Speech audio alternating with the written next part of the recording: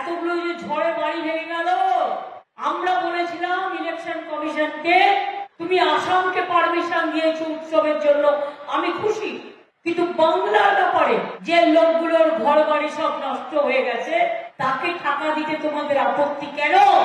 ইতিমধ্যে প্রশাসন 20,000 টাকা করে যাদের বাড়ি ভেঙে গেছে তাদের দিয়েছে। বাংলার বাড়ি প্রকল্পে আমাদের একটা প্রকল্প আছে, পারমিশন করা আছে আগেই। আমার বিরুদ্ধে কেস করলে করো, গরিব লোকদের জন্য কাজ করতে গিয়ে আমায় যদি কেস দাও আমি গর্ববোধ করবো, আমি গর্বিত হব। প্রশাসন দেবে, আমি দেবো না, প্রশাসন দেবে, আমাদেরই সরকার দেবে। 20,000 টাকা যারা পেয়েছেন প্রশাসন তাদের আবার 40 দেবে, তাহলে প্রথম কিস্তি 60 হয়ে গেল, আর 60,000 দ্বিতীয় কিস্তিতে পাবেন। ঘর তৈরি করতে শুরু করুন যাদের ঘর বাড়ি ঝড়ে ভেঙে গেছে। আর আজকের বড় খবর, অন্যতম বড় খবরে যাব, যা হলো বেঙ্গালুরুতে রামেশ্বরম কাফেতে 1 মার্চ বিস্ফোরণ হয়েছিল, বেশ কয়েকজন আহত হয়েছিলেন। সেই ঘটনার 2 অভিযুক্ত সন্দেহভাজন জঙ্গি সন্দেহে গ্রেফতার করা হলো। এনআইএ 10 লক্ষ টাকা পুরস্কার ঘোষণা করেছিল এদেরকে ধরে দিতে পারলে। আজকে কাঁথি থানার পুলিশ তারা নিয়ে এলো দীঘা থেকে। কথা বলবো প্রতিনিধি অমিতের সঙ্গে। অমিত, বিস্তারিত জানতে চাইবো অভিযানটা কিভাবে হলো, কখন হলো?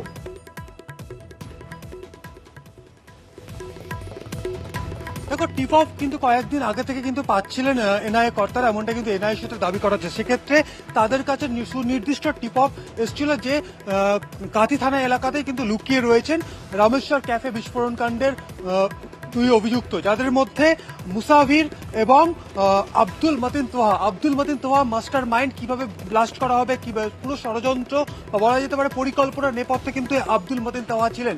সেক্ষেত্রে আমরা দেখেছি এনআইএ তরফে যে দাবি করা হচ্ছে, গত মাসে 26 তারিখ প্রথমে গ্রেপ্তার করা হয়েছিল মোজাম্মেল সারেফ নামে একজনকে, যিনি ছিলেন হচ্ছে এই 2 অভিযুক্তকে লজিস্টিক ভাবে সাপোর্ট দিয়েছিলেন।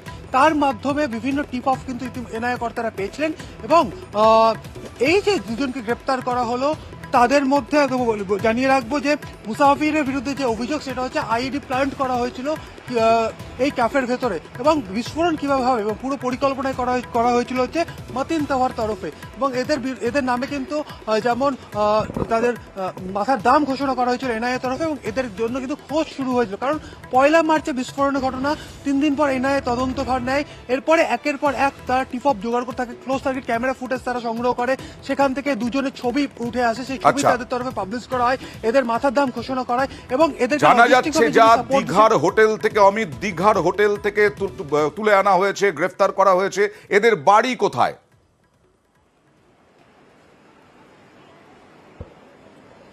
দেখো, এদের বাড়ি হচ্ছে কর্ণাটকে। সেক্ষেত্রে কর্ণাটকে এদের বাড়ি, এবং বিস্ফোরণের পর থেকে তারা কিন্তু বিভিন্ন জায়গাতে তারা হাইড আউট করেছিল, অর্থাৎ তারা বিভিন্ন জায়গায় কিন্তু ডেরা বদল করছিল, এমনটা এনআইএর তরফে দাবি করেছে। কিন্তু 26 তারিখের যে তারা মেইন যে টিপটা যারা পেলেন, অর্থাৎ এই 2 জনকে যারা লজিস্টিক যিনি সাপোর্ট করছিলেন তাকে প্রথমে গ্রেপ্তার করা হলো।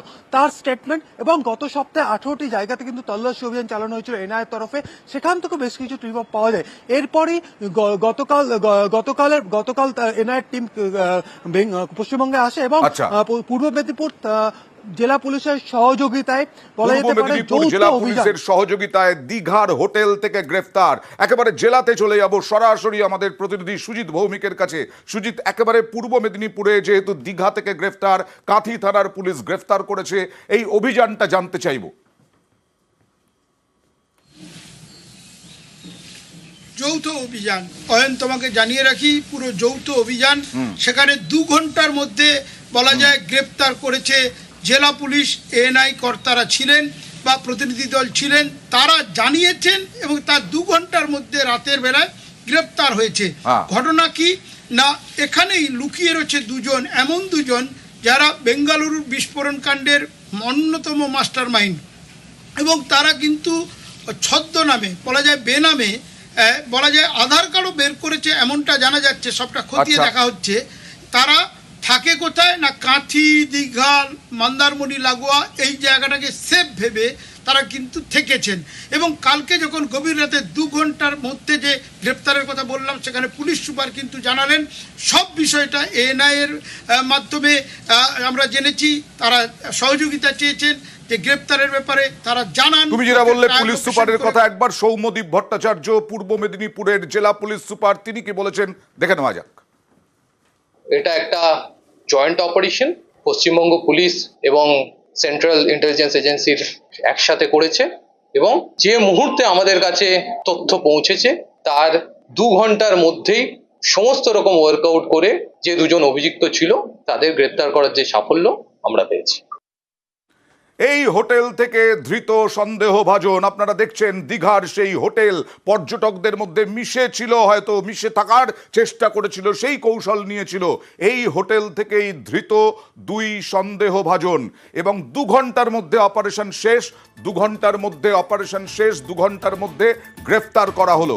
যৌথ অভিযানে কথা বলবো প্রতিনিধি পঙ্কজের সঙ্গে। পঙ্কজ, কি জানা যাচ্ছে এই হোটেলে কবে এসেছিল এই 2 জন, এবং কতদিন ছিল, এবং কি পরিচয়ে থাকছিল, এবং পর্যটকদের সঙ্গে মিশে থাকার কৌশল ছিল কিনা? পঙ্কজের সঙ্গে কথা বলার চেষ্টা করছিলাম, আরও একবার চেষ্টা করব। আপনাদেরকে জানিয়ে রাখি, এই যে রামেশ্বরম কাফেতে বেঙ্গালুরুতে যে বিস্ফোরণ, সেই বিস্ফোরণে প্রায় কমপক্ষে 10 জন আহত হয়েছিলেন, এবং সেখানে এনআইএ তদন্তভার নিয়েছিল। সেই এনআইএ এবং কাঁথি থানার পুলিশ যৌথভাবে অভিযান চালিয়ে আজকে এই 2 জন সন্দেহভাজন, যারা জঙ্গি হিসেবে সন্দেহভাজন, তাদেরকে গ্রেফতার করা হয়।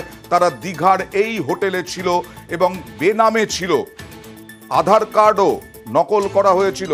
পঙ্কজের সঙ্গে কথা বলার চেষ্টা করলাম আমরা, আপনাদেরকে আরো বিস্তারিত আমরা এ সম্বন্ধে পরবর্তী সময়ে জানাবো নিশ্চয়ই।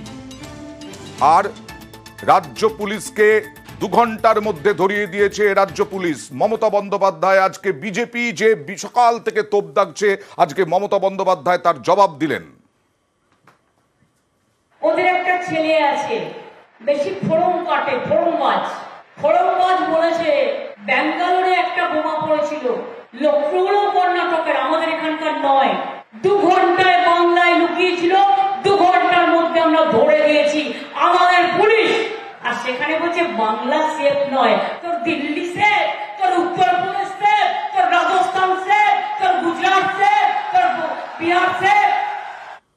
আর মমতা বন্দ্যোপাধ্যায় দাবি করলেন 2 ঘন্টার মধ্যে পুলিশ ধরে দিয়েছে, কিন্তু এই সুযোগ তো ছাড়বেন না বিজেপির নেতারা। শুভেন্দু অধিকারী বিরোধী দলনেতা কি অভিযোগ করলেন দেখুন।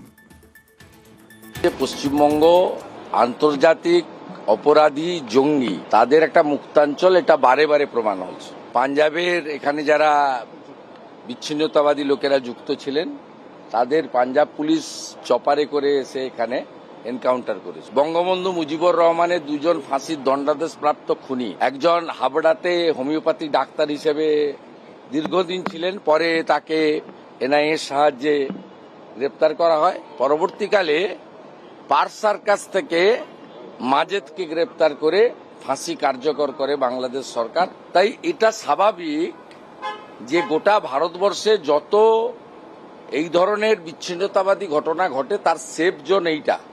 আর কুণাল ঘোষ সকাল সকাল এক স্যান্ডেলে বলা যায় শুভেন্দু অধিকারীদেরই একেবারে আক্রমণ করলেন। এনআইএকেও মানতে হলো রাজ্য পুলিশের সক্রিয় সহযোগিতার কথা। বেঙ্গালুরু বিস্ফোরণে জড়িত বলে যে গ্রেফতার তারা করেছে, তাতে তাদের প্রেস রিলিজেও রাজ্য পুলিশের সহযোগিতার উল্লেখ। আর কোথা থেকে ধরেছে কাঁথি, সবাই জানে সেখানে কোন পরিবার দুষ্কৃতীদের আনে, আশ্রয় দেয়, এসবে তাদের ভূমিকার তদন্ত হোক।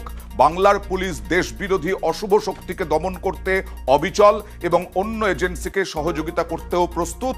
আবার প্রমাণিত, এটা কুণাল ঘোষ দাবি করলেন এক্স স্যান্ডেলে।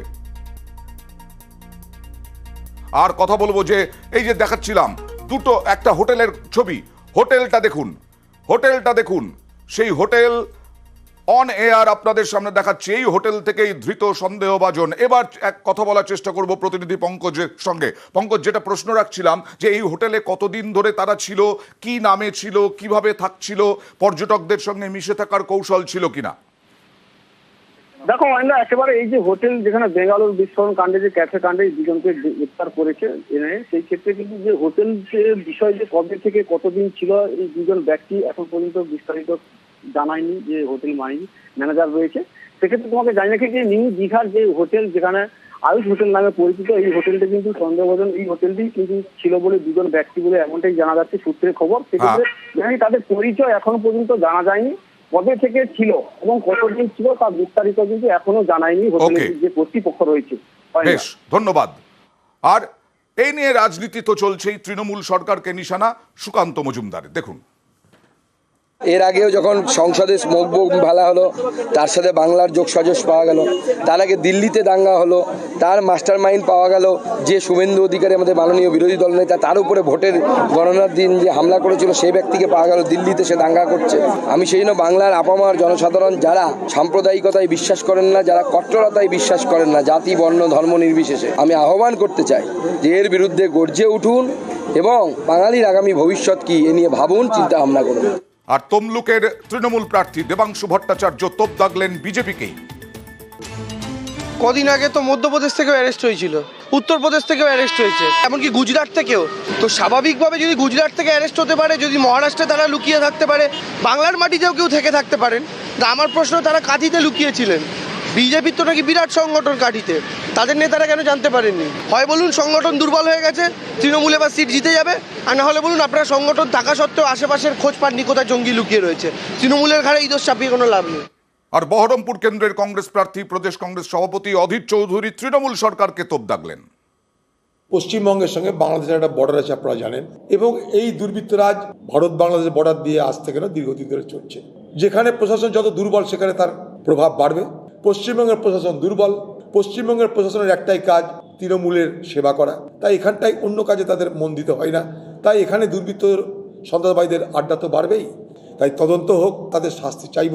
কেন এরকম ঘটনা ভারতবর্ষে বাড়ছে আবার নতুন করে, সেটাও আমাদের দেখা দরকার।